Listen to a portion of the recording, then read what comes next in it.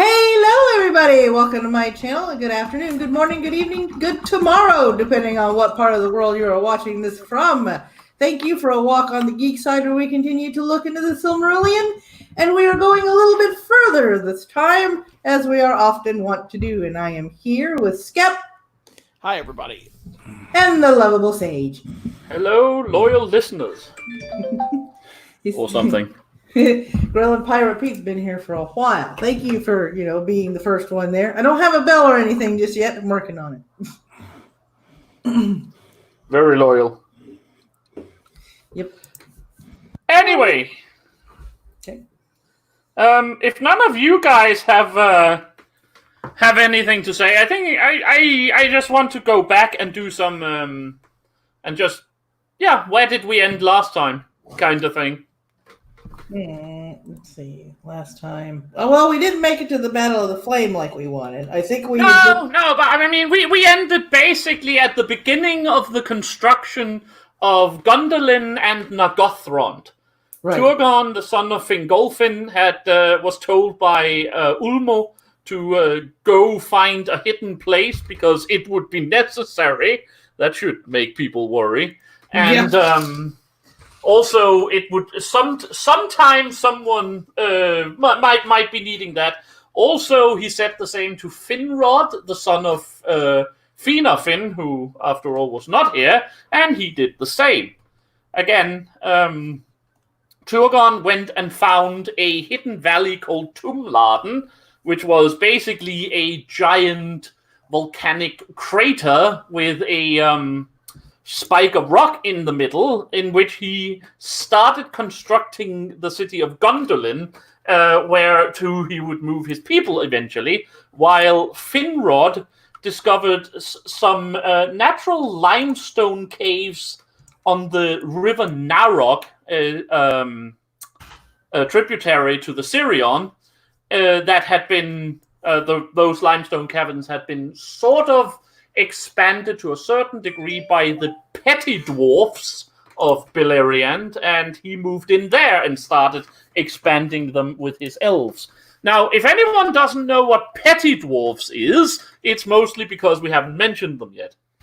Yeah. The petty dwarfs are a subspecies of dwarfs. They're kind of like the hobbits of dwarfs. Much smaller than regular dwarfs, and living over most of Beleriand. They are probably some mutated strain of regular dwarfs from the Blue Mountains. But even before the Noldors arrived, they had been driven into close to extinction. They're called the Bloomberg strain. Yeah, kind of. But the petty dwarfs will be relevant somewhat later. But again, they had been sort of developing these limestone caves on the Narog, where Finrod then decided to move in and build Nagothrond. However, before any of these hidden cities was ready to be built, Morgoth decided to strike again. He had been rather pissed, 60 years before that his forces, despite the death of Feanor, which I'm sure he had been celebrating since he was probably his greatest enemy amongst the Noldor, no matter how much a piece of shit Feanor was, his forces had basically been driven back to Angband itself. So, he was not a happy camper at this point. But before we get to him striking back, there's a couple of things I feel we should talk about. First of all, I feel we should talk about Galadriel, because despite how super important Galadriel is to the Second and Third Ages, and despite how much we have been talking about her previously on these live streams, she doesn't actually appear very much in the Silmarillion. No, she doesn't. She's almost not there for various reasons. We know that she spent most of her time in Doriath living with Thingol and Melian, and that was primarily because she met her husband, Celeborn. Now, the story of Celeborn and Galadriel is one of the most confused and changing things that Tolkien ever wrote. I'm sorry, I missed the say the title again. The what is the most misunderstood? Not misunderstood, confused. Okay, what are you talking about? The relationship story between Celeborn and Galadriel.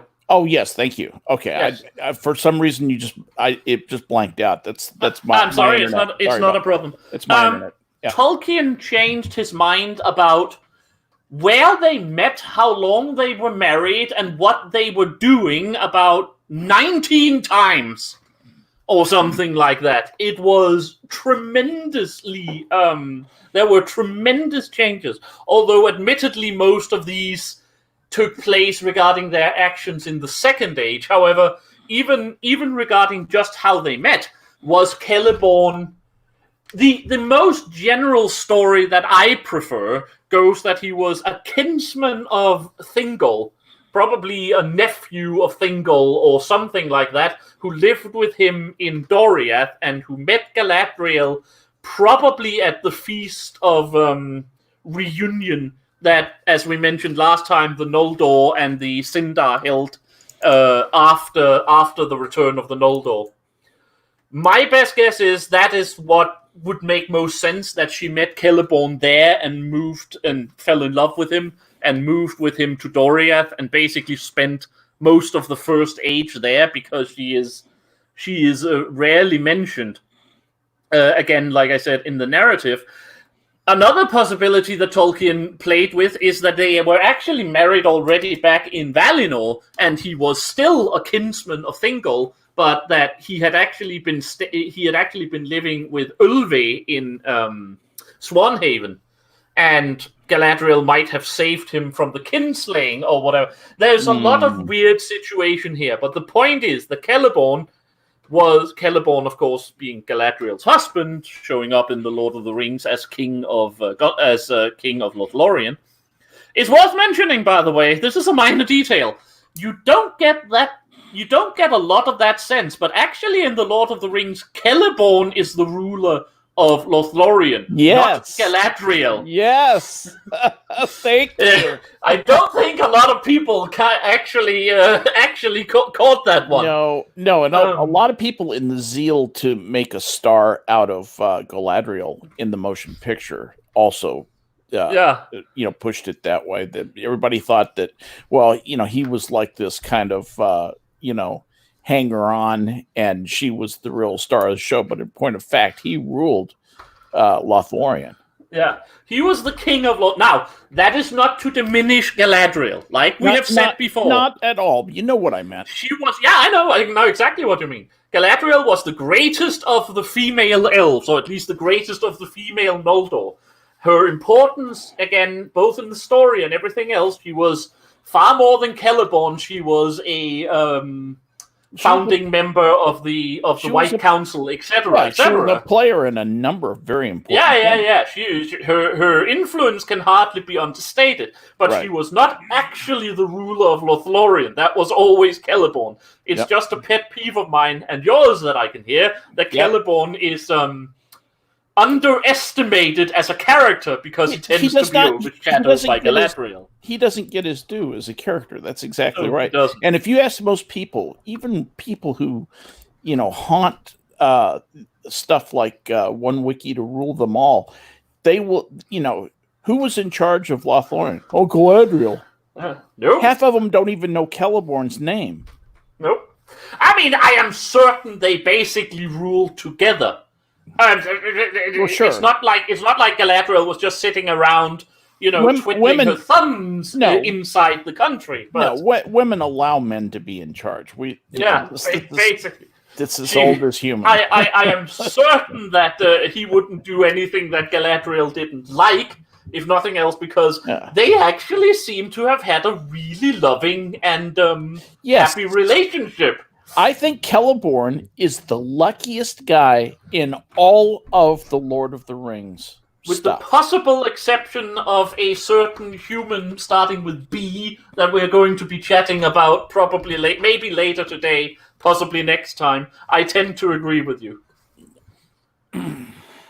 Jason Todd has a question. He goes, would it have been dangerous for her to have the ring? In the Lord of the Rings, why it would be dangerous? Dangerous. Holy shit. It would have been catastrophic. Yes, it would have ended the world. She would have left Sauron as a wet smear on the ground and gone on to be far, far, far worse. She would have been the principal and only disciple of Melkor, ruling in a hideous evil of enslavement. Gandalf says it at one point. Having someone who can, he basically, C.S. Lewis has his wonderful. I'm sorry, I just enjoy that so much. C.S. Lewis have the standard quotation that it's actually better for us to be ruled by evil people than good people trying to do what is best for us, because evil people will eventually probably get tired. It takes an effort to be properly dictatorial. Yeah. Well, it's like the best quote is from her own mouth in the Fellowship of the Ring book. If you shall allow me, please. And now, at last, it comes. You will give me the ring freely. In the place of the Dark Lord, you will set up a queen, and I shall not be dark, but beautiful and terrible as the morning and the night. Fair as the sea and the sun and the snow upon the mountain, dreadful as the storm and lightning, stronger than the foundations of the earth. All shall love me and despair. Basically, yes. Galadriel having the ring is the same problem with Gandalf and Elrond having the ring. Probably the only two other people, with the possible exception of Círdan, left in the Third Age who could actually challenge Sauron. If they had the ring. Yeah. Exactly. Saruman as well, of course, but let's count from the side of unambiguous good. Yes. And the problem would be the same. Gandalf. Yeah. I think they would end up as Sauron, only even worse because there would be no one to stand against them. Right. Yep. It would have been exceeding, wouldn't it? It would have been catastrophic for her to have the ring. Which is also, by the way, why we've discussed this before, but we can take it again. Not everyone have seen all of the live streams. Which is also why she was eventually allowed back into Valinor. Yep. She was under the ban. She was under the ban, right? We have been talking about this. She's under the Noldor ban, but her giving up the ring, giving up basically everything she had fought for in her pride, and established herself as Galadriel the Noldor rather than Galadriel the Queen, is what allowed her to get back into Valinor. Which I've always found interesting. Anyway, the point is, to get back to it, why am I talking about Galadriel in the first place? I am talking about Galadriel in the first place because it was probably through her, or it was almost significantly stated that it was through her, that Thingol got almost all of his news of what happened. We mentioned sort of slightly last time that Thingol learned of the kinslaying and forbid anyone in Beleriand, of which he was at least titular High King, to speak Quenya, the specific Noldor language. Yeah. That could only have come from someone who was there. That would have been from Galadriel, who moved to Doriath with Celeborn. Right. It was probably also from Galadriel he learned about the Silmarils, because there is no reason why especially why someone like the Feanorians would tell him about those things. I'm only just mentioning Galadriel here, and then we'll probably leave her aside again for quite a while. But I'm mentioning Galadriel here because she is the source of a lot of what Thingol knows. And considering she would probably have been one of his advisors, she can also very well have been the source of some of his more boneheaded decisions when he started following his own mind rather than listening to his wife. But we'll get back to Thingol. Thingol makes some very boneheaded decisions later in the story. Not evil. Thingol was never evil, but he makes some decisions that could be described as dumb. But anyway, what was the other thing? There was Galadriel. There was one other thing I wanted to mention. God damn it! I lost track of everything. The thing that gave rise to my comment about the luck of Celeborn, he got to live. Celeborn. I pronounced him in my mind Celeborn for so long. I'm so sorry about that. Please. No, I will just never stop correcting you. Yeah, that's absolutely fine. As long as Celeborn, so lucky is that he got to live for most of the First Age in Doriath with Galadriel. That's a very happy and pleasant existence, I'm thinking. Oh, hell yeah. Oh, hell yeah. So that's why I think about what their days were like. I mean, this stuff is so real to me, it borders on hallucination almost. When I say this is more real to me than stories about the Second Crusade or Edward IV of England, it really is. This just lives in my heart. I kind of wish it were real. Yeah. I think we all do, at least to a certain degree. I mean, I keep a firm hold on reality. I've had don't worry. I know what you mean. Grown up job and had to do hard things. Right. So when I let my imagination go, this is where it goes. Right. The other thing I wanted to mention before we go on with the story, because it's quite relevant. I was trying to stimulate that by and it did. It worked perfectly. Good. Angband. We have been mentioned Angband a couple of times. Morgoth Fortress, the one that was his secondary fortress in the very early days after Utumno and after he returned his primary fortress here in Angband. Angband is the sort of overall name of the fortress. And unlike Sauron later decided to build a very large tower so he could look for his lost contact lens based on the movie and the eye moving around. Yeah, which is... but Morgoth decided to delve deep instead. He was the underground type. So he built like the second hill, an underground fortress of immense proportions.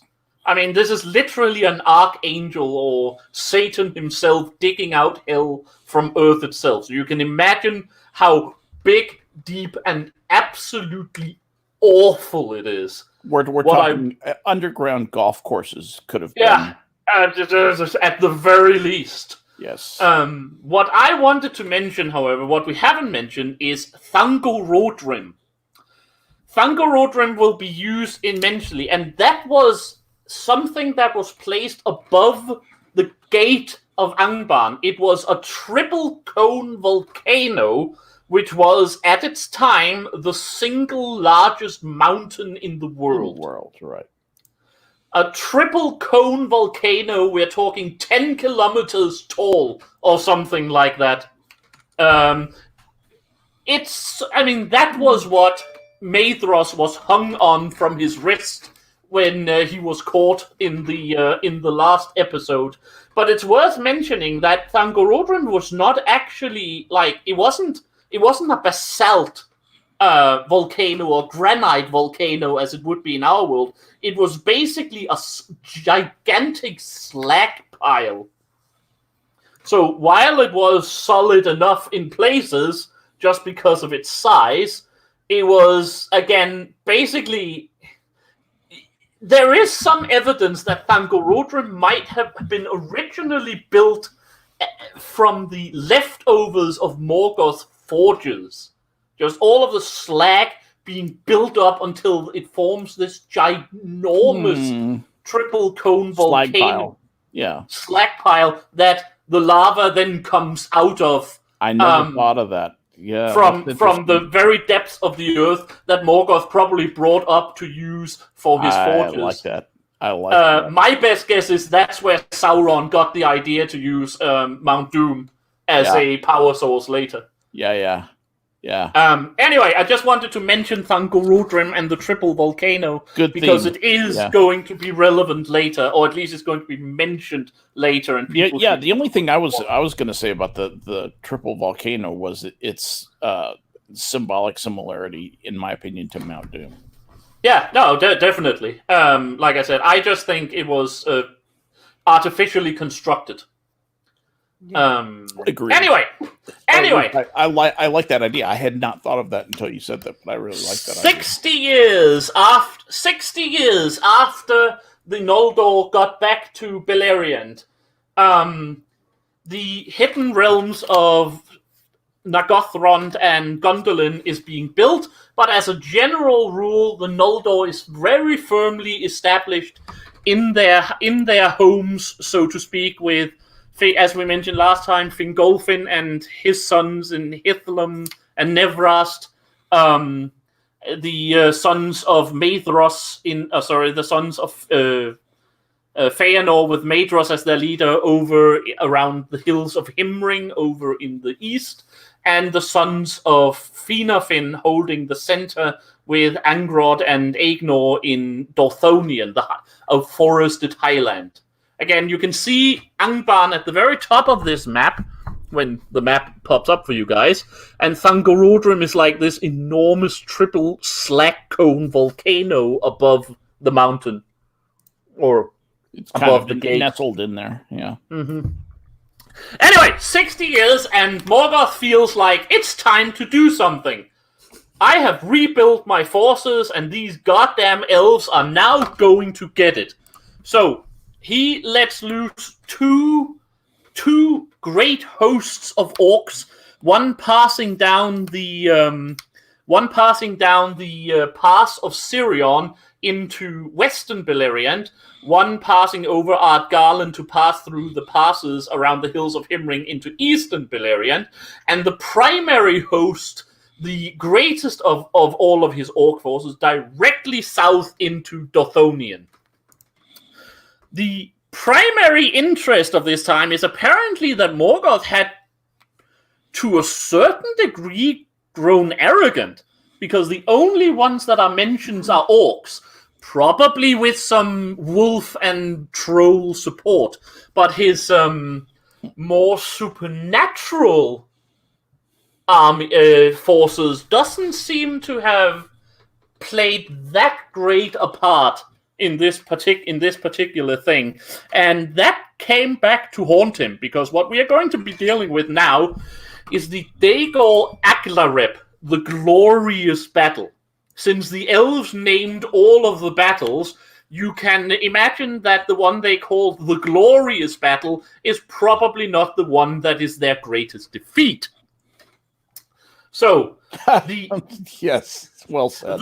The eastern band of Morgoth forces basically tries to filter around the Feanorians, but the fact that they have set up their realms in a layered defense with Maedhros and Maegor in the front and then the other brothers behind it means that as the orcs pass through, they are caught up and basically destroyed fairly easily, as a matter of fact, especially by the horsemen of Maedhros.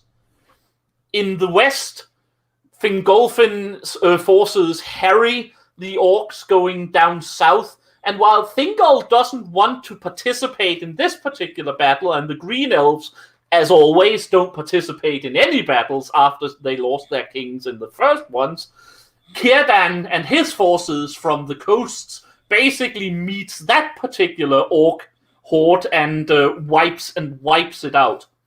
Which means that there is only one great Angband force left, and that is the massive army that faces directly into Dorthorion, where Angrod and Aegnor actually manages to hold them off for the better part of a year, just with their own forces, until the armies of Fingolfin and Maedhros comes from each side and crushes the damn things between them. For the first time, as in the great and will be even greater war between Morgoth and the elves, the victory for the elves are complete. Every single goddamn orc that Morgoth throws at them is destroyed, annihilated. The elves ride up to the gates of Angband and basically says, "Hey, you want more?" And Morgoth doesn't do anything more. So the fact that his primary striking arm is destroyed and considering annihilated to the last man. There was nothing left. No. I mean, there is actually very little written about the Daegor Aklareb, considering that it is by far the greatest victory for the forces of good, or the far the most complete victory for what you would call the forces of good or the free people in the First Age. But that's probably because it would have been super, super easy for them. Again, we are still talking about the Noldor, the High Elves, at the very peak of their game against armies consisting mostly of early Morgoth orcs and trolls. Yeah. I wanted to make just a detail point. Please. Some people will say that the orcs were retreating back to Angband, and they did. The thing was, the Noldor pursued them, and the orcs did not make it inside to the fastness of Angband.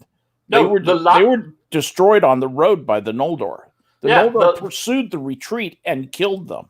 The last of the orcs were killed in the shadow of Thangorodrim. Yeah, exactly. Which means that Morgoth theoretically could have saved them with a sortie and chose not to. Yes. And so he was losing. Huh? He lost that one. Yes. That was a bad one for him. He cut his losses. He's absolutely showed no loyalty to his forces.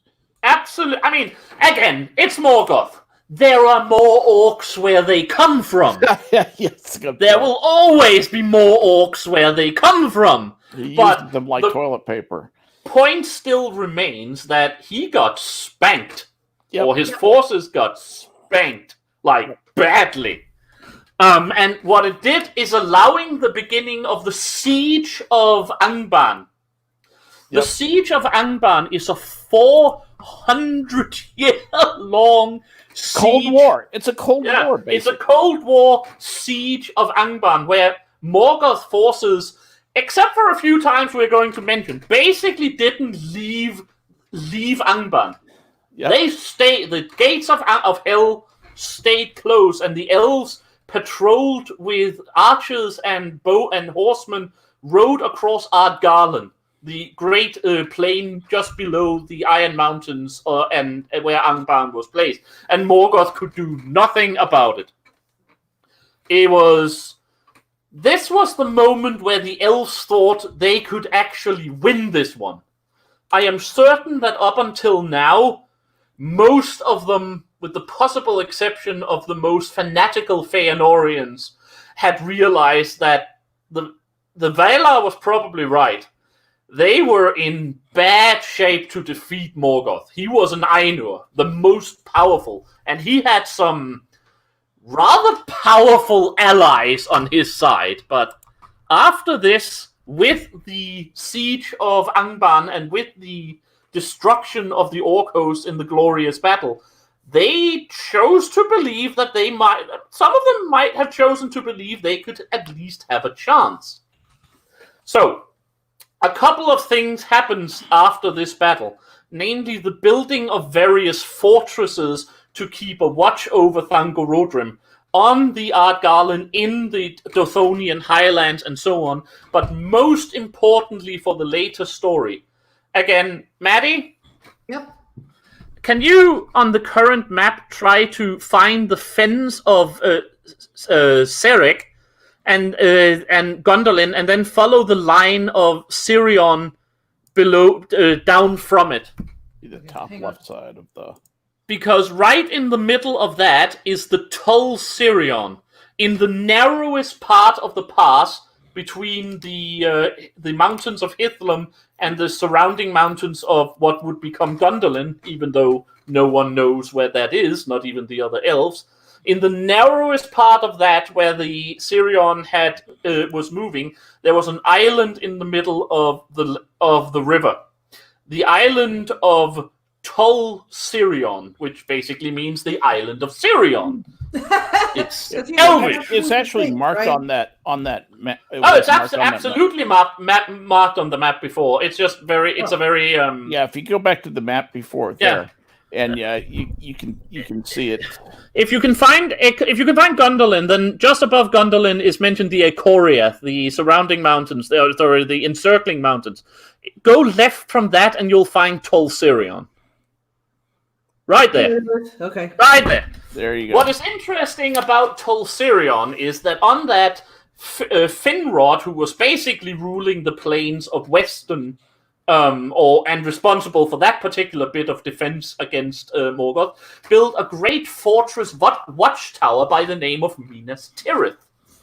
Ah, I hear you ask. That's the name he stole from Gondor. To which I say, you an absolute idiot. Of course Gondor stole it from him. This was 6,000 years earlier. I was just going to say you got that backwards. So. But basically, the reason the name is the same is not, of course, that Gondor stole it from this particular fortress. It's because Minas Tirith means the Tower of God.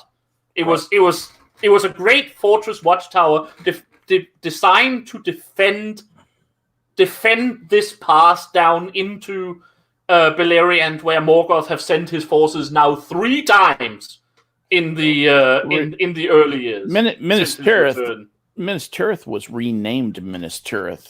Yeah, it was originally Minas Arnor, Tower of the Sun. Exactly. Yeah. So. But the point is, Minas Tirith and Tull Sirion needed to be mentioned because it will become very, very important in probably the greatest tale from Beleriand and the greatest tale of the First Age told later. So I just wanted to have it out there so people had an idea about its existence. Not that I suddenly mentioned it. There we are. There's Gondolin, there's Tull Sirion, and Minas Tirith right over here. Oh, that's a great example of it. That's a great map, man. Yeah. Good Basically, job. As long as the Noldor held that fortress, Morgoth would not be able to send the entire western part of Beleriand would basically be safe from Morgoth. He could send like raiding parties of orcs. They could send them down through the Iron Mountains. But he sent them down through the Iron Mountains, but they were never really much of a no. The entire western part of Beleriand would be, for the most part, safe from Morgoth in that case. Right. So I'm just mentioning that because it will be relevant later. Not because it has great importance right now. Okay, so the siege of Angband has begun. Shortly after that, Turgon has finished so much of Gondolin that he can remove all of his people from Nevras to there without actually telling anyone and start really do construction of the city. It's worth mentioning again, and I want to keep mentioning this, when I say a hidden city of Gondolin, I mean a hidden city of Gondolin. No one knew where he was. He didn't tell his father, the High King of the Noldor. He didn't tell his brother. He didn't tell his sister. He did tell his sister because he brought her with him. Sorry. The only one he told was his sister because he brought her with him. But other than that, he basically just takes his people there, starts constructing Gondolin. I am sure he remained somewhat in contact with the other Noldor, but never did anyone know where Gondolin was. Something that's also going to be relevant a lot later.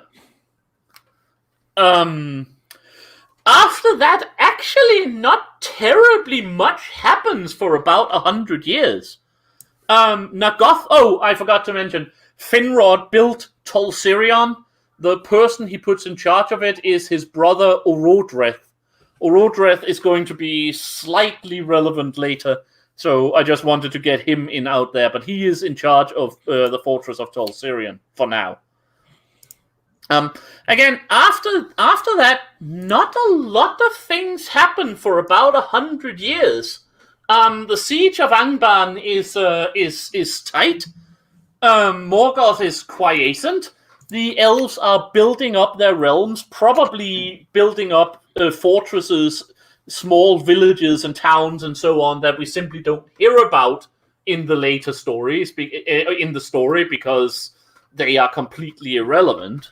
But in generally building things up, one of Feanor's sons, Caranthir, meets with the dwarfs from the Blue Mountains, probably specifically the smith of Nogrod, and Belegost, and begins. The Noldor and the dwarves were doomed to get along very well. Both of them are basically craftsmen, smith, and jewelers.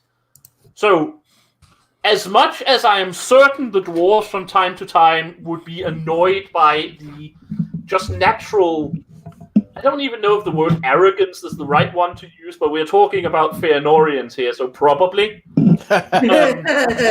Nice. Yeah. So True. while I'm certain that the dwarves from time to time could be annoyed by the Feanorians, the Noldor and dwarves should get along very well, and they do. Primarily through Caranthir, who actually has a very good relationship with the dwarves. In fact, they get along so well that he can, even through, like I said, Menegroth, the Thousand Caves, the capital of Doriath, had already been excavated with the help of the dwarves, but now they are also coming back to help make it even grander and more beautiful. And what's most important, I suppose, for the overall legendarium at this point, is that at around this time, maybe a little bit later, but in the next couple of 100 years, there lived the dwarf smith called Telkar in Nogrod. Yes. Telkar is not someone who ever appears in a story.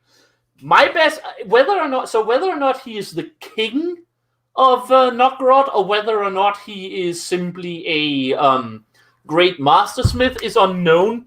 But he forges 3 specific things that are going to be of immense importance later. He is forging 1, a dagger by the name of Angrisk that he probably gives to Caranthir, that Caranthir then gives to his brother Celegorm. Or is it Curufin? Fuck, I can't remember which one of them gets it. He gives it to one of his brothers. Keep this in mind. The dagger Angrisk is going to be very important later. He also forges a ring that eventually makes it into the hand of Finrod. And yeah, that's probably very true. This ring is basically like a Ouroboros. It is. It's basically 2 serpents meeting each other. And why is this interesting? Well, you will understand its full meaning later, but that particular ring will later be worn by a fellow by the name of Aragorn. Oh, the Ring of Barahir. The Ring of Barahir, indeed, which will be super relevant later, but it will be one of the most... What? Yes. I was just remembering. Yes, I had not thought about that. No. The ring, it's called the Ring of Barahir. We'll get back to why it's called the Ring of Barahir, since I told you it was made by a guy called Telkar and was worn by Finrod. But the point is that this ring will eventually go down as probably the most important heirloom in Aragorn's family. And at the very last, and probably most important, he forges for whom we don't know.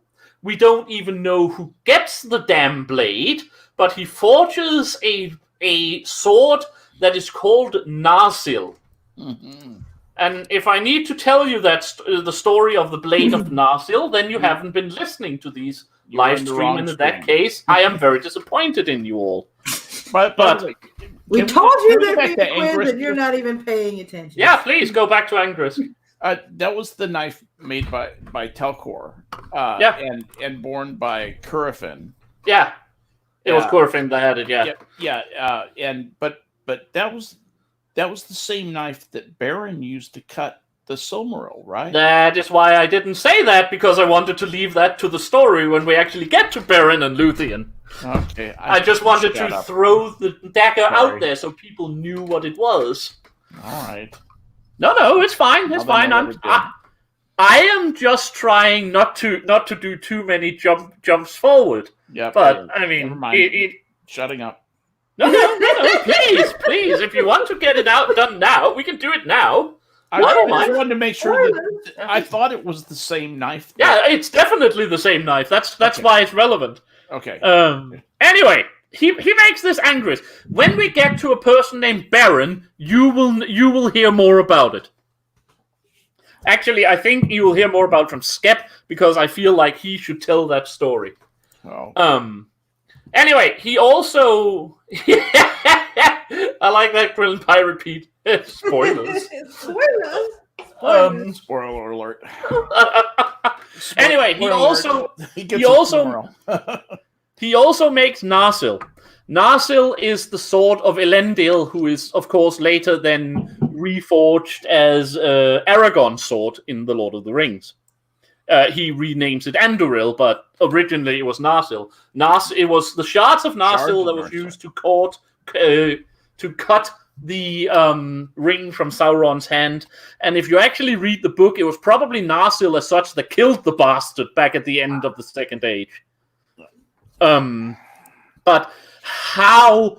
We know it was made by Telkar, which means it has to have been made around this time.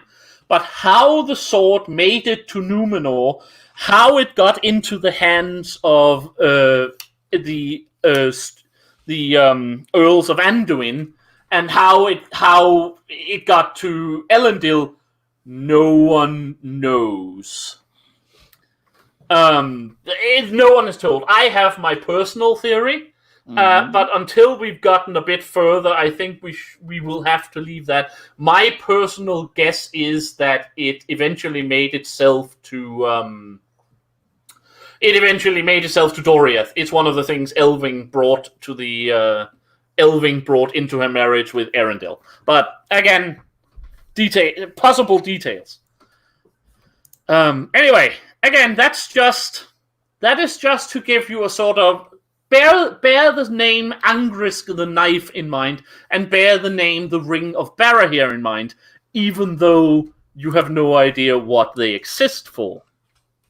Alright, shortly after this, Morgoth actually tries something. 155 years after the first sunrise, so 155 first age of the sun, he sends some forces exactly like Skep said, around the Iron Mountains and into Hithlum to attack Fingolfin, hoping that if he went from the rear, the elves might not be as prepared for him, at which point he learns that the elves are absolutely prepared for him. They slaughter the orcs, and Morgoth go back to quiescent.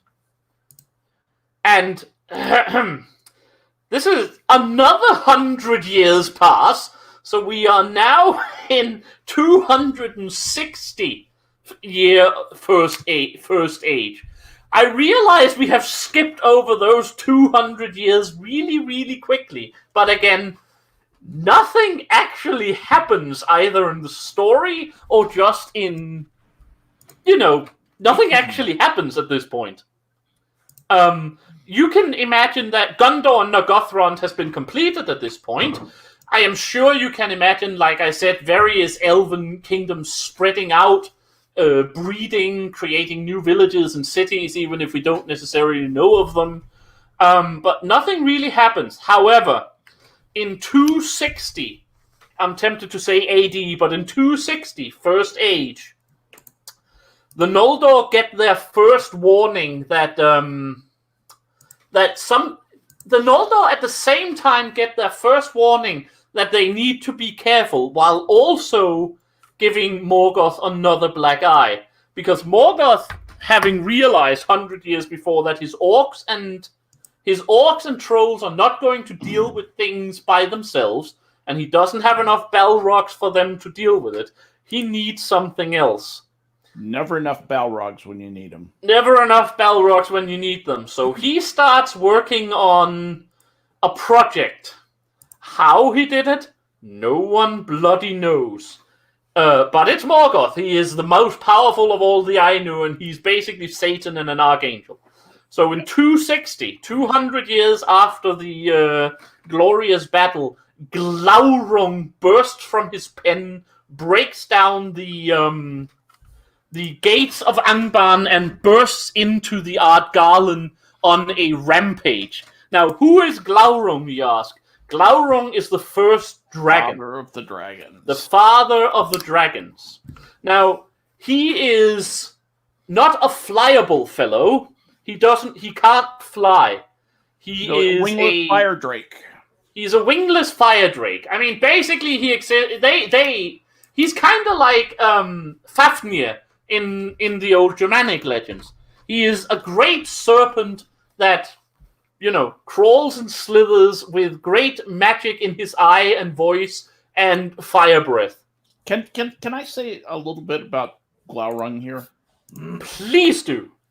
After suffering a number of defeats at the hands of the Noldor in Beleriand, Morgoth came to realize that his army of orcs, were not going to be able to take the Noldor without some help. So that was when he began to experiment with ways to create more hardcore creatures for use to aid his armies. And Glaurung was the result of those experiments.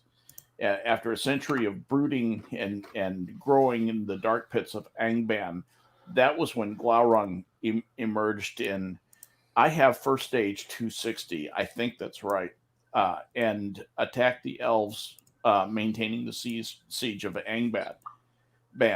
And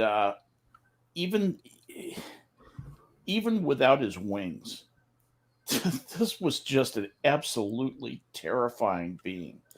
He just destroyed every place that he went, and Morgoth was actually displeased with him. He was pissed that Glaurung had come out before he had grown to full strength. Yeah, that was the problem. And Morgoth had an elaborate plan for him to show up at a particular time to be a crushing, demoralizing surprise, and Glaurung blew it by just bursting out prematurely, basically. Yeah, exactly. So, he chased the elves, who were very surprised and taken by surprise. He chased them back over Ardgarland, incinerating various horsemen, of course. But then the elves decided to bring out horse archers, and as Skep says, he was still young. He was not yet grown to full strength, and definitely not to full scale armor, so to speak. So arrows could still pierce his skin, and the horse archers eventually managed to drive him back into Angband. Like I said, this was a black eye for Morgoth, because he could. It's not that he didn't get a lot out of Glaurung later.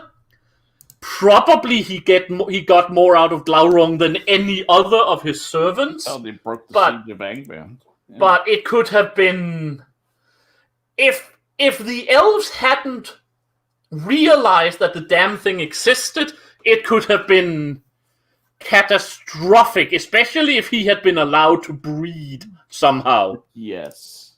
But anyway, Glaurung is forced back, burns part of Ardgarlen, and is forced back into Angband eventually by Maedhros' horse archers.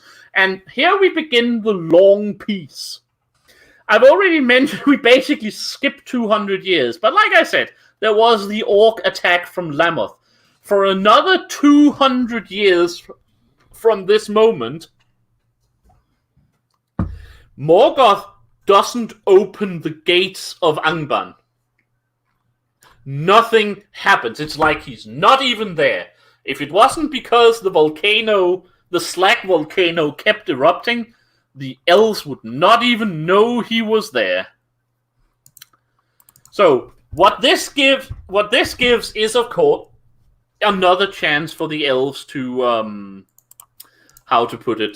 restore their kingdoms, and they tighten the siege. They tighten the siege and start looking for new ways of new ways of fighting if this dude was to come back. Which is why they start being in serious talk with the dwarves for alliance. I mean, the dwarves are used to things that use fire, if nothing else. Aren't the dwarves immune to dragon fire? Yeah, sure. Let's go with that. Let's go with that. Thorin would have loved that, I'm sure. Right?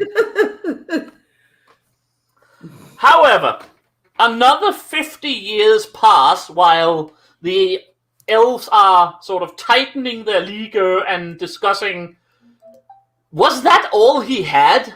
I mean, remember, from their perspective, they don't know that this was a unauthorized test run. For all they know, this was Morgoth's great plan to release this fire-breathing serpent monster. And their valor defeated it. It's very possible. So another 50 years pass without nothing much happens, and then Finrod goes on a small trip. Why he's going on a small trip, no one really knows, but he's actually out in eastern Beleriand. So possibly he has gone to visit some of the Feanorians, or just been out traveling with someone, when he comes across some campfires that shouldn't really be there.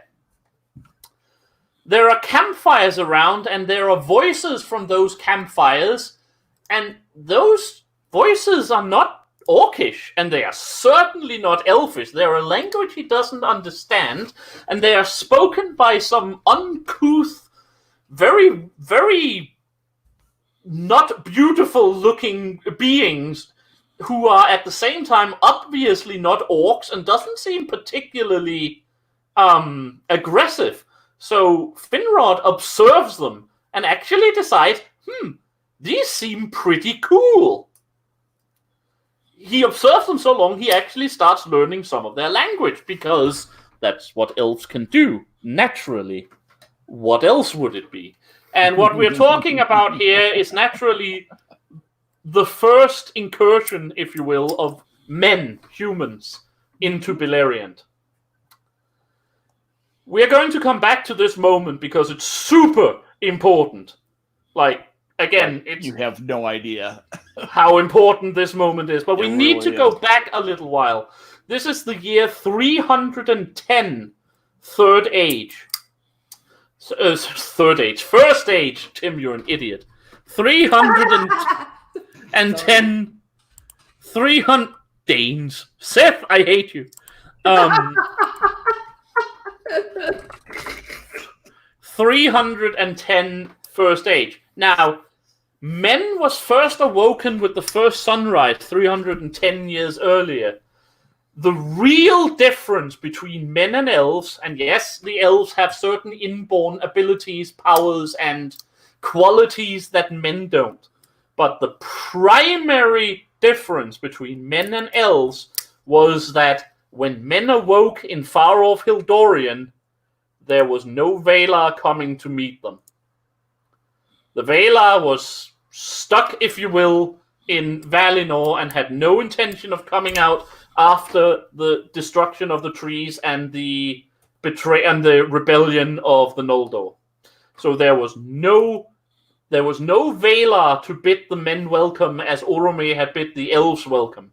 Now, some of the men would come into contact with dwarves and some of the surviving dark elves out east, and obviously those started teaching the newly risen human how language and a certain amount of theology and just science knowledge of the world. But again, they didn't have any angelic support because there was no Valar on Middle Earth. If you would like me, I found the passage if you want me to read it.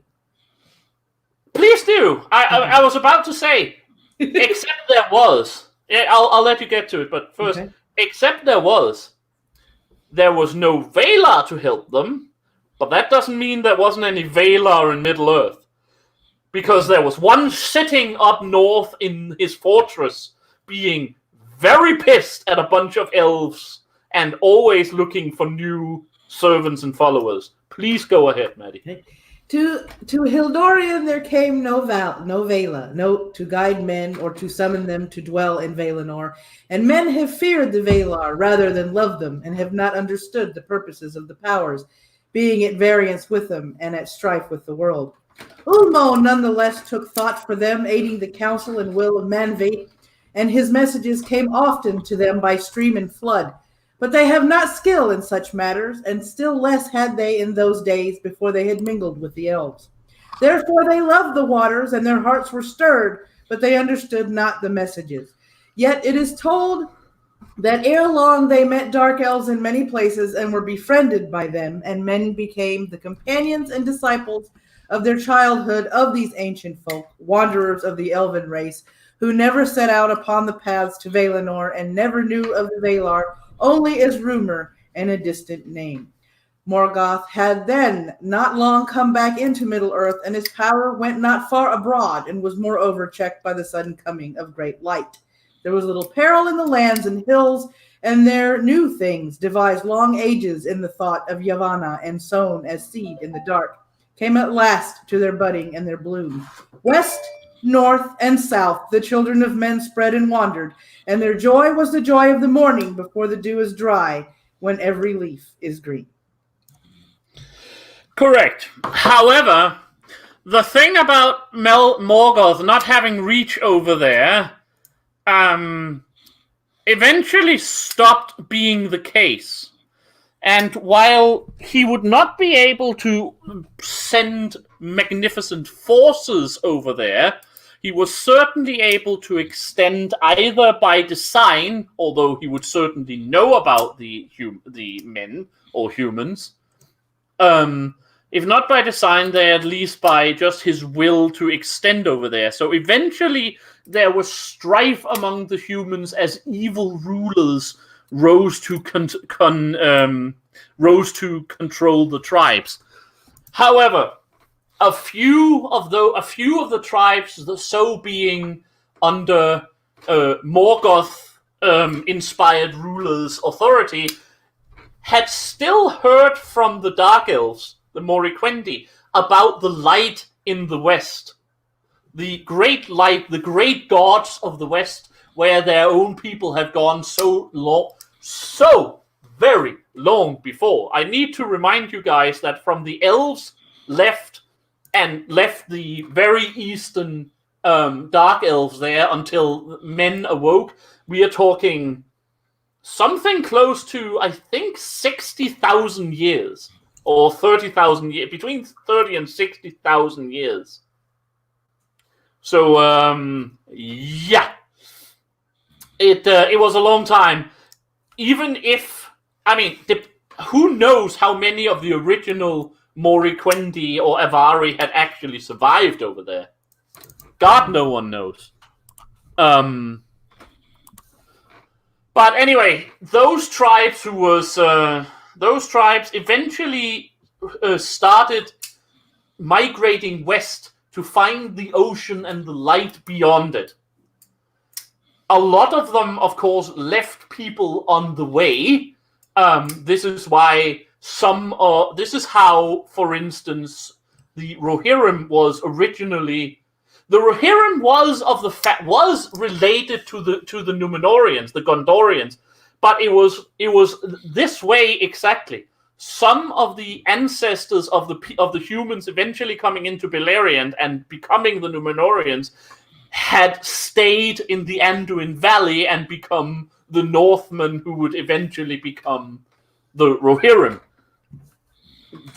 This is something we'll get to perhaps a bit later today, but the point is that eventually one of these tribes crossed the Blue Mountains, came into Beleriand, and camped there, and Finrod found them.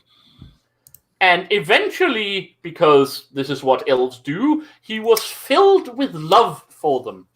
And one night, as all of them were sleeping, he crept into the camp, sat down at a campfire and started playing his harp. And of course, all the men awoke and were struck by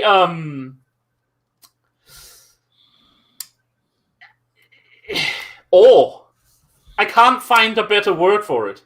I mean, remember that these people are basically Stone Age level humans. They have only been alive. I mean, humans have only existed for 300 years, and these must have been traveling for at least 150, 200 of them to be able to get from the farthest east until Beleriand. I mean, it took the elves thousands of years, so even if the humans were in a hurry, it must have taken some hundred, just how migration works. Yeah. And then the passage of their meeting. They have these stories and legends of the light in the Far East, and they know the Avari, who are already, more beautiful and tall and strong and like everyday humans. And then they wake up and find a son of Finarfin, which basically means one of the most. Finrod is probably the most. He's never described as such, but you get the feeling from Tolkien's writing. Finrod is probably the elf's elf. As we would understand an elf. Blonde, incredibly beautiful, skilled, just slender, tall. Imagine wakening up to that. Yes, to a certain degree, Grillnpie repeat, like Christians actually meeting Christ, sort of. Oh, but even that, Christians have an idea of what Christ is through the Bible. It's more like it's difficult to put into words. It's more like Christians meeting Christ without knowing about Christ to begin with. And I'm not talking about the Christ of the Testament, but the reborn Christ, the white Christ, the resurrected Christ, if you will. Yeah. It must have been. It's one of those incredibly. When you just read the narrative, it's pretty decent because Tolkien never wrote badly. But it's another one of those where if you stop to think about it for even a moment, this is one of those incredibly powerful moments that Tolkien's writing implies. Yep.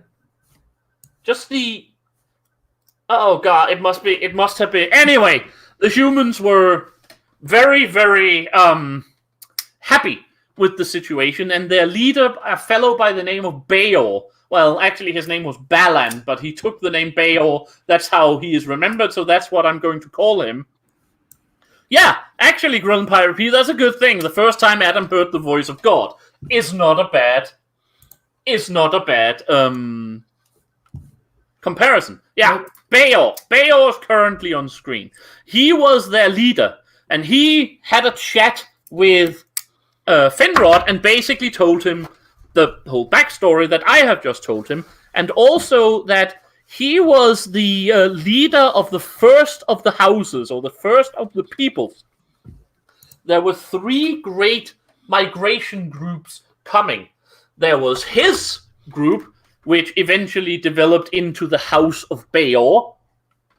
there was a second smaller group which eventually developed into what would become known as the House of Haleth. Don't worry, I'll get back to the separation a bit later.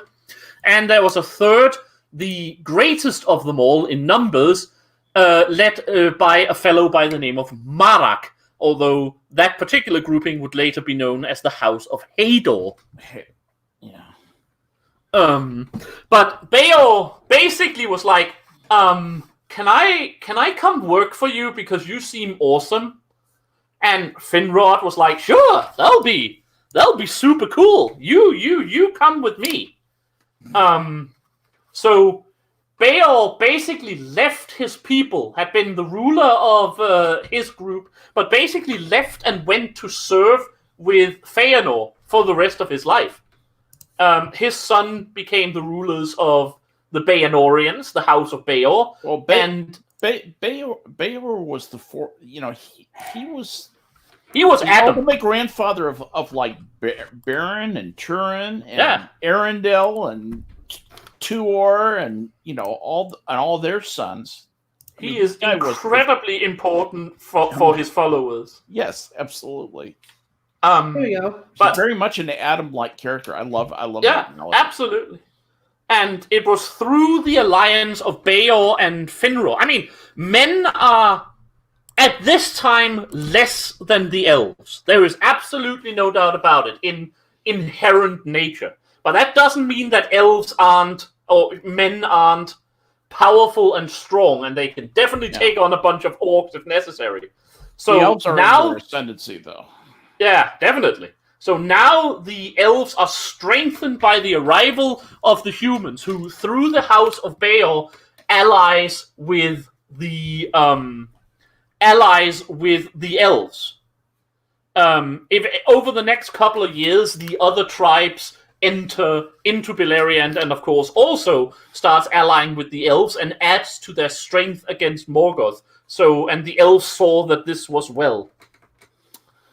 Let us do a quick overview of the three kins. It's not going to matter terribly much, but again, it's just so you guys have a sort of overview over the differences. Of course, we are not, again, talking about role-playing differences in kindreds here. They were still humans, all of them. None of them had, like, special abilities or special things. But the House of Beor basically allied with Finrod and his family, and to a certain degree with with a slight degree with the Feanorians, but mostly with Finrod and his people, and were under his suzerainty. The House of Haleth, the second of the great houses and the smallest, didn't really ally with anyone. They were a woodland people, and basically didn't go much to war. The House of Beor gave a lot of very great warriors to the armies of the elves. The House of Haleth didn't so much. They lived in some of the woodlands up near Doriath, and they were at least nominally under Thingol, but they were not super relevant. And there is not a lot of great heroes from the House of Haleth in the stories of the Silmarillion. They were there, and they had a lot of the natural world woodland knowledge that would later be used by the Númenóreans. That is basically their importance. Maddie, can you bring off the map of Beleriand? Yep. Hang on. Yeah. I got it around here somewhere. Tab. Mine is the problem of remembering the tabs. Okay. Okay.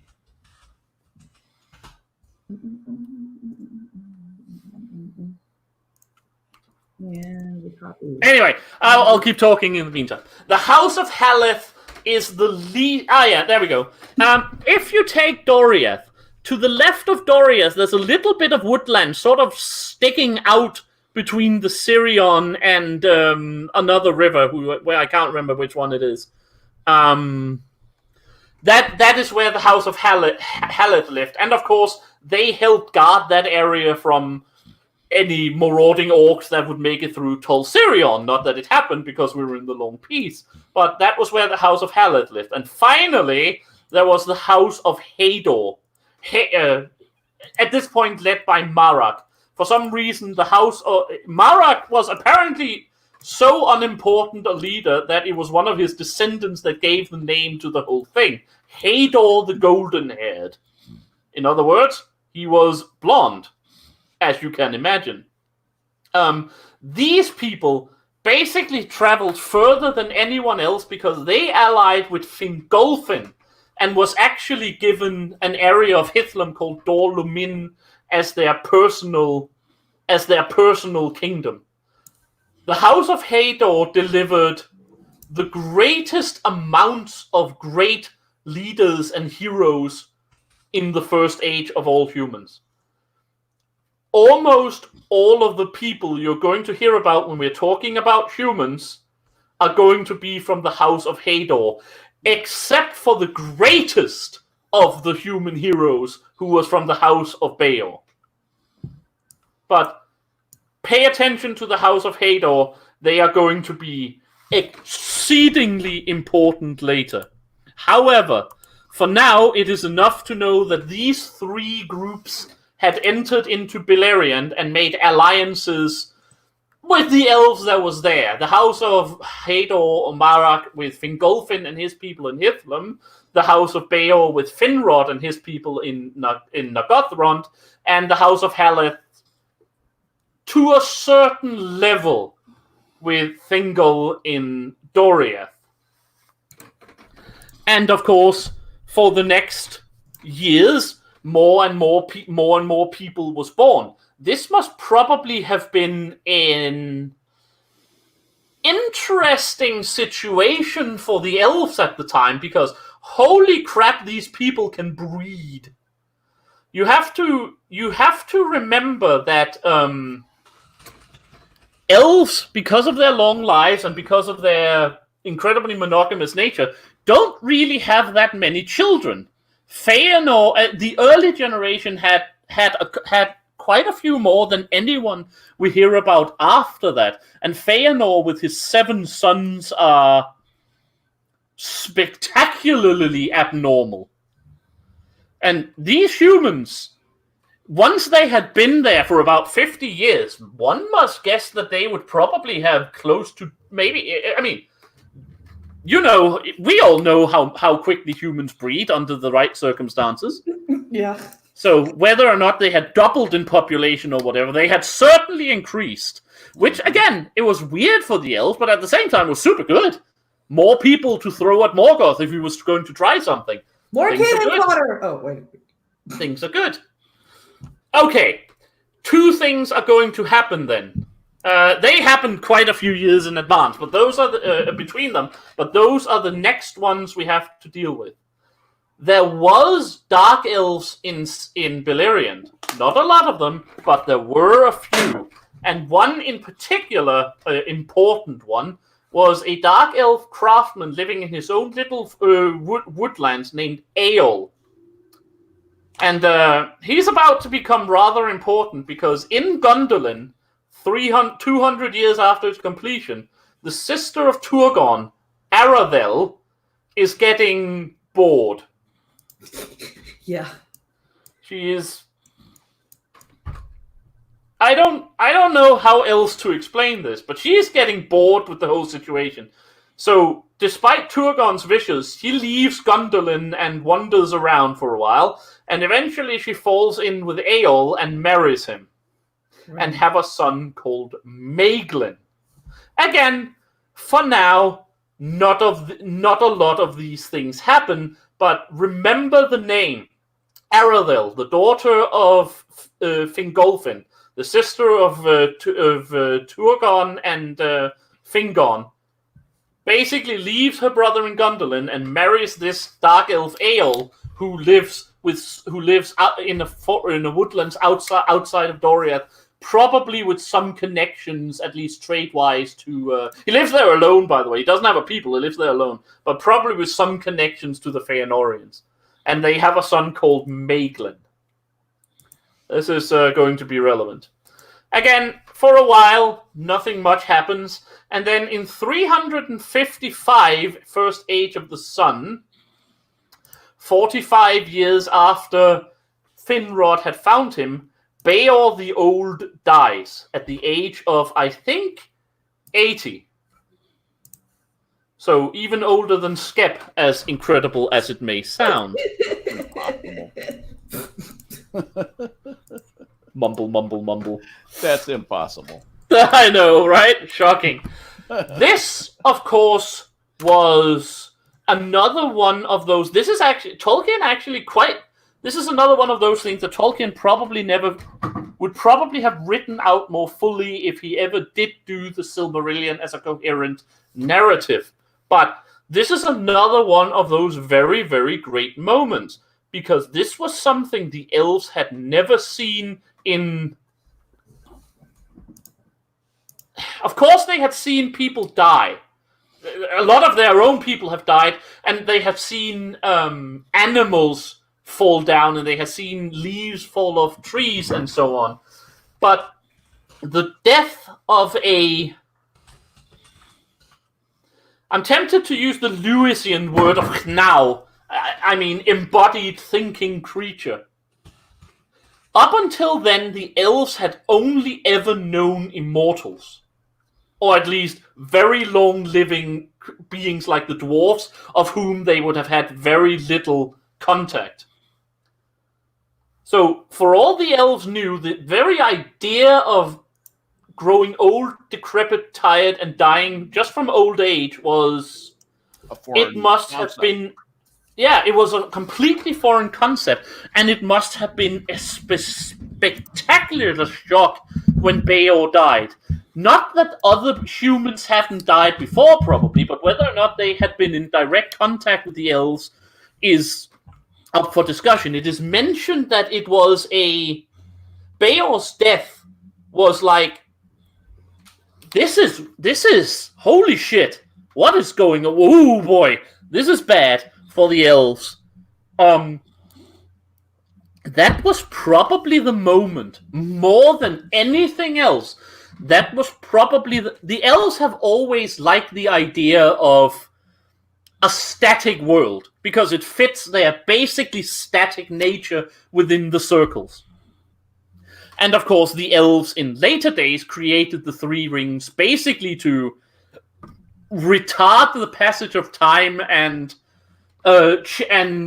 negative changes. Well, and man, with his dynamism, had to have death. That was a gift given to... Oh, absolutely. The gift of death. That is important. I will get to that, or you can take that. I just wanted to say... I just wanted to get it out there. Yeah.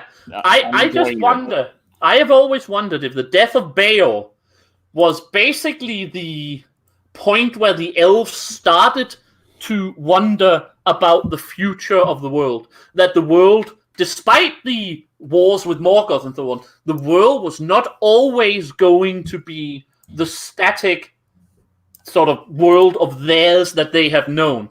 That there could be fading and failing and dying. It must have been like a paradigm shift in their understanding of how the world works. However, Beor died without regrets, because one thing the elves knew, the humans knew in the early days, and especially even in the early days of Numenor, even though it became a lot more problematic later, is something we discussed a couple of months ago. Each of Eru's children got a gift. Yeah. The elves got basic immortality within the circles of the world. They were stronger, taller, more beautiful, smarter to a certain degree than the average man. But they had to remain within the confines. And immortality, but they also had to remain within the world. Yep. Men dies. But men die so their spirits can go elsewhere. Beyond the music of the Ainur. Now, it's, of course, strongly implied by a Catholic Tolkien that our spirits go to Eru. Or at least to heaven in some fashion. Right. Yeah. It's never spoken of because who knows, right? But the elves don't know what happens to human spirits, and they are fascinated by the whole concept. Some of them even comes to regret the fact that they cannot die like humans do, because it's a release from the sorrow and changings of the world. When the elves die, they just go to Mandos. They go to Mandos and eventually comes back, unless they are being deferred like Feanor because he was a tit. Well, there's but yeah, exactly. It's probably the single greatest theme of the elf and man and their various destinies are the single greatest theme in all of Tolkien's Legendarium. The eternal in the idea of the craziness of the Númenóreans. Yeah, of course. Their fear of death was what led them. And that's the point. Their fear of death was Morgoth influenced. Tolkien is very specific about this. Being afraid of dying, passing on as is the gift and task set to us by God, is literally inspired by Satan in this world. Because dying is our gift. He wants us to fear the gift of God, basically. It is our reward for doing what we might have been doing. Whatever we have been doing, dying is our reward for it. It's just important to get this out there. It doesn't mean anything specifically right now. Oh no, Beor, sorry, Grandpire Pete. Like I said, Beor was a man. These are the men who are entering Beleriand now. A human. Yep. And of course one of Aragorn's ancestors to a certain level. It's not a direct ancestor entirely. Aragorn is descendant from all three of the houses. Yes, he's a forebear of. But his more direct line of descent is actually from the house of Hador, as we will get to later. But he definitely is a descendant of Beor. Yeah. Of Aragorn. Again, we might have spent more time on this than the narrative allows. If you guys ever read the books, not my co-host, but the audience. But it's just this is something. When we're done, eventually, with going through all of Tolkien's writings, I want to do, before we move on to the next world, if we continue to do this with something else, like getting Maddie to read David Eddings, for instance, or even Raymond Feist. I want to do a couple of shows just talking about various themes that I want to expound more upon. And like I said, especially this theme is incredibly important. The deathlessness and the elves and the gift of release from this world for humans. But anyway, Beor dies. It, to a certain degree, shocks the elves, but of course they eventually get over it. And then, some years after that, one of Beor's descendants is born, a fellow by the name of Beren. Beren is the son of a fellow by the name of Barahir. Barahir, remember the name of Barahir? He's the one with the ring, even though he doesn't actually have the ring yet. Right. But he's the one with the ring. But remember the name of Beren. It is more important than any other name in the entire First Age. Yeah, probably, with the single exception of possibly Arendelle. Yeah, Beren had a very cool life too, by the way. Beren was a lot. Apart from a slight hand problem, he had one of the better lives out there. Yep. There is absolutely no doubt about that. Yeah. Arguably the most beautiful girlfriend of. I mean, she was. Lived. I mean, She's described as the single most beautiful woman to have ever lived, which is unsurprising, seeing as it was Tolkien's wife. Right, exactly. I was just going to say, no bias there. he referred to himself and his wife as Beor and Luthien. It's on his bloody gravestone. It's taking the words out. Wait, we'll get to the story of Beor and Luthien. The point is, Beor is born. Again, for the next little while, not a lot of things happen. There is a couple of orc raids here and there. I said it was the Long Peace. But, I mean, these orcs are not sent out from Angband. These are orcs who have been living in Beleriand in secret, who are sort of coming out, feuding with some of the humans and elves. But none of it is important. Basically rogue tribes just being bandits and causing trouble. Yeah. Some fairly important people are killed in these things, or, descendants of some of the great human leaders. But it doesn't matter. None of it actually matters. In the year 400, though, Aravell have gotten very, very tired of her husband. Eol, the Dark Elf. He has gotten... It's never stated outright, but Tolkien is implying very strongly that he has become, if not physically, then at least emotionally domineering and abusive, both to his wife and his son.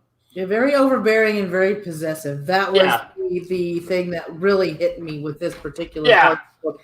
The fact that he was not letting them go anywhere. He basically forbade them from leaving his kingdom. His kingdom was a small forest where he lived alone with them, by the way. Mm-hmm. It's worth noticing. Eol was not a king with a following. It was him. Like, him. So, like I said, he had become, obviously, somewhat abusive. Whether or not there are physical abusiveness involved in it, I somehow doubt it. It just doesn't seem right, but... At the same time, you never know. The point is that eventually Aravell and Maeglin escapes and eventually returns to Gondolin, except Eol is following them. And Eol manages to get access to the Hidden Valley before he is caught and brought to Turgon, who is, of course, happy to have his sister and his new nephew back. But it's still like, you're not supposed to be here. This is a hidden valley. You need to go again. And Eol is basically, I'm not leaving without my wife. Yeah. And yes, I'm giving him a slight southern accent just because he is, that's unfair to southerners. But Southern Denmark. Southern Denmark, definitely. Oh, I could do an accent for you guys. So, if any of you were unfortunate enough to speak Danish, the point remains that Turgon basically says you have to go. Just be happy that you are allowed to go, but you need to go. My sister will stay here with my nephew because that is their choice. And Eol basically says, if I can't have her, no one will, and kills her. How he does that is unexplained in the story, except that he has a weapon and kills her. Aravell. Poison. The weapon is poisoned. Yeah. I mean, it's not that the weapon is poisoned. The point is, how the hell did he get in front of Turgon and being allowed to carry his sword? Yeah, that wasn't explained. He just sort of appeared with it, stabbed her with it. He just had it, and he murders Aravell. And at which point, he himself is being... Okay, Maddie, can you find a picture of Gondolin for a second? I have it. Which tab is it? Sora Luna, one day I will give you a full talk about anything about this in Danish, and you will stop thinking it's an interesting sounding language. But yes, he kills His wife decides to go back to visit his brother, so he kills her. As you do. I actually like that one. As you do. Yes. Right, as you do. You can't have her go, yeah. Yeah. Yeah. As you do. As you do. I'm trying to find a big enough one. I think this might work. Let me see. Open a new tab, copy and paste. I thought I had one open. Hey, that's too small, you stingy little. All right, here we go. This might be big enough. Let's try this. Yes. Okay, here we go. Bring it, Sage. Oh, trust me, I will. I promise. I promise. There we go. Okay. Here's the point. Like I said, that is probably a very good description of the city. It's built on top of a, like I said, this pillar of rock in the middle of a huge caldera. Of course, the Noldor would have planned the top to build the city, but one of the sides is incredibly steep, and Eorl is basically killed by being thrown off that side.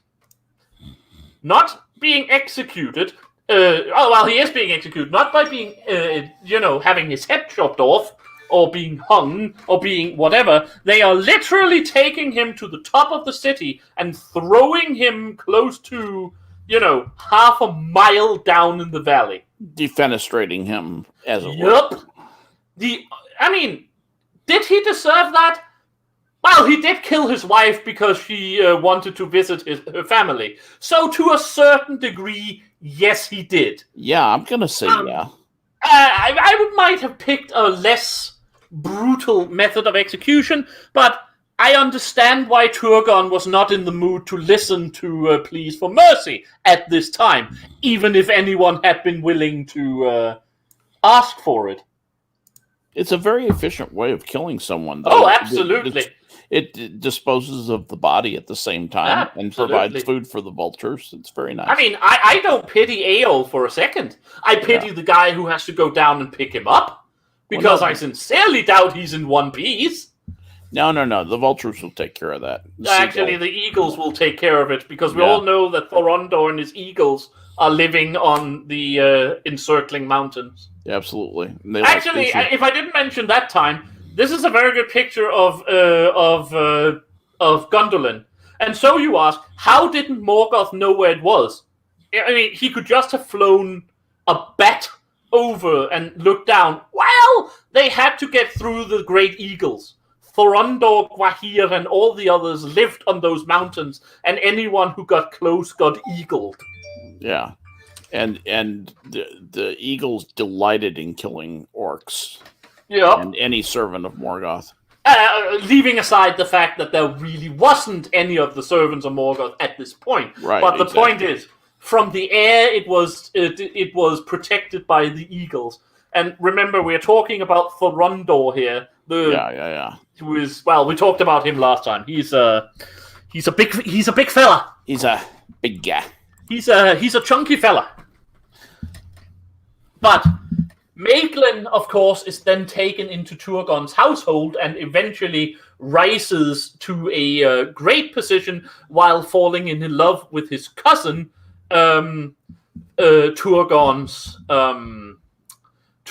daughter, even though he doesn't say anything, and she isn't interested in him.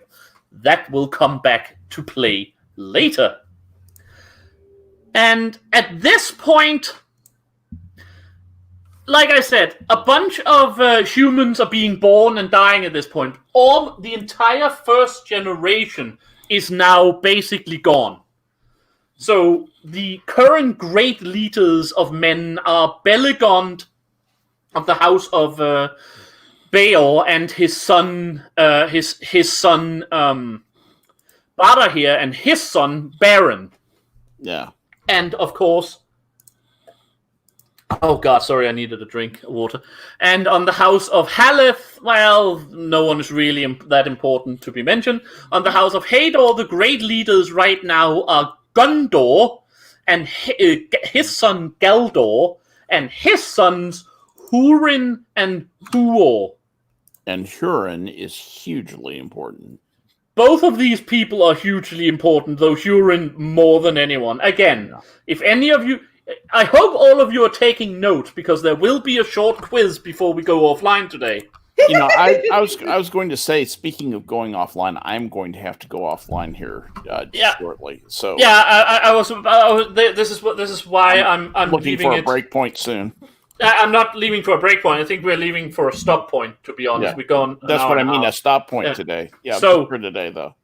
So the Elven Kingdoms are at the top of their game right now. The Hidden Kingdoms have been built. There is no real... Thingol doesn't like the Feanorians, but there is no real internal struggling in the Elven Kingdoms. The siege of Angband is incredibly tight, and the arrival of the humans have swollen and bolstered any elven forces. And the current human leaders, like I said, Galdor, Hurin, Huor for the House of Hador. Right. Baragond, Barahir, and Baron for the House of Beor. And I think we will leave it there for next time. Yeah, because we're about to get into we're about to hit some great heroes. Yeah, we are going to hit the high point of the Silmarillion as a book. We are going to hit the great stories. We are going to hit a lot of things, and a lot of shit is going to hit a lot of fans. to be completely honest, so I think it's going to be a very sanguinous stream. It's going to be a bloody stream. Oh hell yeah!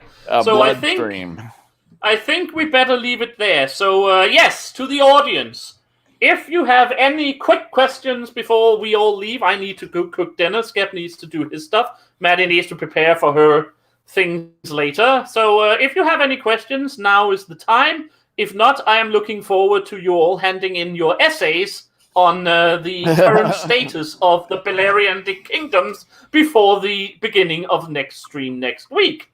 And this is where I add in. If you guys are getting curious enough and you would actually like to read the Silmarillion and you have the Kindle program or even the books for Amazon Prime, this book is actually free on Kindle Unlimited right now. That is how I am reading it and doing my homework and trying to keep up with the two that have already read the book. So I found this journey quite interesting and quite enlightening, and at times I've had to reread a couple of passages because either my brain was foggy or he worded it in such a way that I had to go, wait, what was that again? But overall, the book has been very entertaining and very insightful, and I found many parallels. Like with Ale, it kind of reminded me of the story of Persephone and Hades. To a certain degree, yes. To a certain degree. Yeah, because that's where my mind went to with this and him not allowing her to leave. But other than that, this has been another walk on the geek side as we delve into the Silmarillion. Well, before we go, may I say, I just posted I found the Unfinished Tales is now in the public domain. And you can read it for free also at the link that I posted in chat. Sorry, Maddie. Thank you. It's okay. Yeah, no, that's awesome to have. Yep. Also, Sora Luna, yes, of course it can be double space, but I want it in, if you do it double space, I want it in Arial 12 point. Tonight, probably around 6:30 or 7, I will be on my Twitch channel doing my Zero to Hero series with my Dwarven Champion on Lotro. So if you guys want to see me play Lotro, I will be on there between either 6:30 or 7 o'clock Central Standard Time this evening. I'm doing a guest shot tonight also on Messiah of Kek's channel at 7 o'clock Central Time. So if anybody's interested in that, they can come over and laugh at me. I am doing nothing except cooking bacon and burgers. And sleeping. Bacon. Late over there. So until next time, guys, catch you later. Bye. Bye. Bye, everybody.